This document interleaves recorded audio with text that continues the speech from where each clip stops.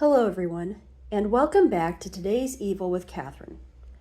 As an adult, you've probably had to deal with a toxic and manipulative roommate at some point in your life.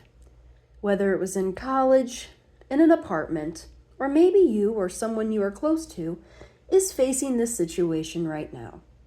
If that's the case, then I hope you find this video a little bit helpful. So today's topic is about toxic roommates. A bit of a triggering topic, so I thought a calming backdrop would really do this video justice. I've also added a touch of humor along the way to lighten the mood, so hopefully the peaceful backdrop and some laughs will help you feel at ease as we dive into this video. Okay, so let's start. Congratulations! You signed a lease and are moving into your new apartment with your assigned roommates. Perhaps their names are, let's call them, Toxic Tiffany, Adam the A-hole, or Nate the Nitpicker. You know, the type of people who seem to take pleasure in making your life more complicated than it needs to be. Right from the moment you start unpacking, you can tell something feels off. You might notice their passive-aggressive comments or their obsession with taking control over the common areas, making you feel unwelcome in your own home and forcing you to walk on eggshells. You probably remember them terrorizing the kitchen. God forbid if you get hungry and cook a meal for yourself. If you do, they'll start acting like a toddler, staring you down and trying to intimidate you. Yikes, I don't miss those days. Most often, toxic roommates have double standards. They'll expect everyone around them to meet high standards while they don't hold themselves to the same level. Now, I have a little story from my personal life. Once upon a time, I myself was roommates with a toxic Tiffany. I remember one time she threw a fit because I had to hand wash the dishes. There was no dishwasher. And unbeknownst to me, I had apparently left a little water on the floor. The next thing I knew, I was met with nasty text messages. She was in a rage. Must I add, she never took out the trash. Trash was always filled to the brim, and I was always left taking it out.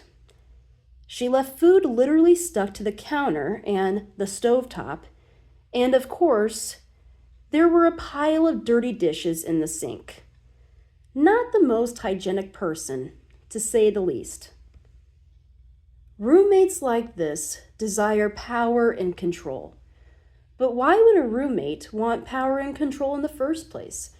You may think, we are all adults here, right? After all, it's just sharing a living space. However, for some people, exerting control over others gives them a sense of superiority and validation. They thrive on feeling like they're in charge, even in small, everyday situations. You must remember that it's not really about the dishes or the cleanliness. It's about establishing dominance and making sure you know that they hold all the power. This need for control often stems from their own insecurities or a lack of control in other areas of their lives. Also, I hate to say this, but most likely, they're just super lame. Toxic Tiffany, Adam the A-hole, or Nate the Nitpicker were not properly socialized, and they don't really have much of a life outside of the drama they create. They most likely have a lack of meaningful connections or activities in their own lives, so they focus on petty power plays to feel special and important, while stable adults focus on developing healthy relationships and interests. They will never resort to making other people's lives difficult as a way to feel superior or special.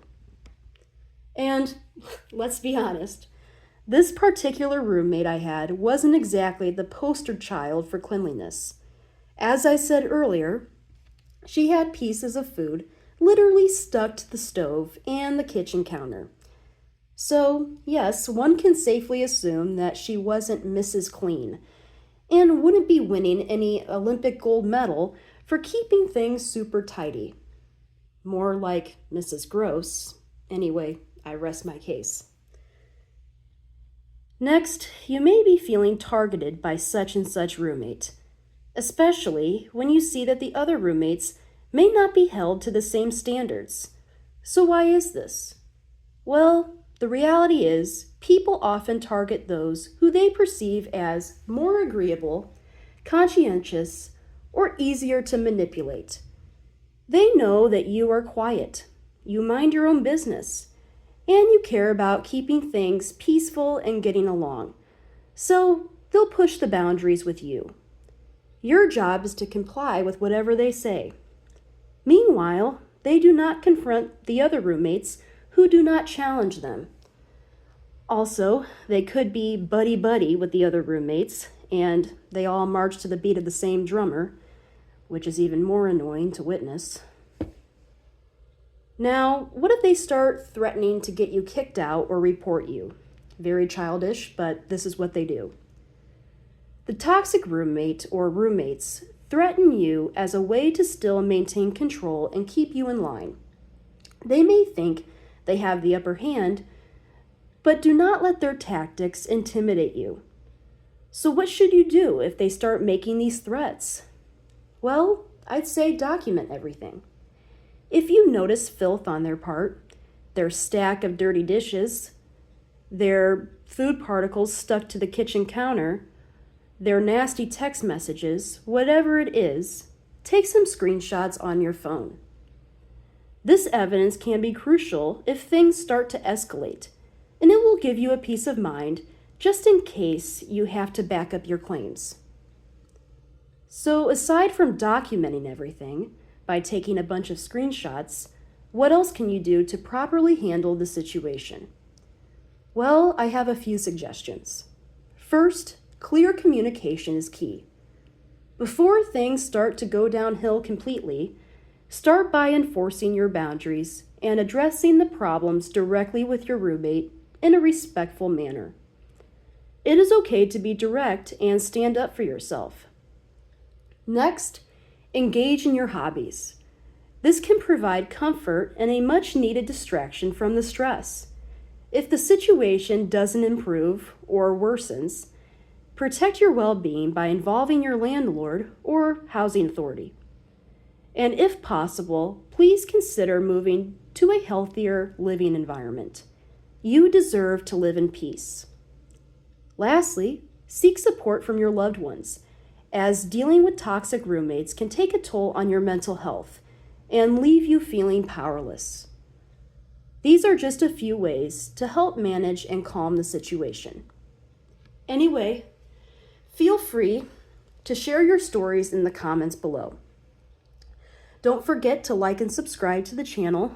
More videos covering a variety of topics coming soon. Take care, everyone.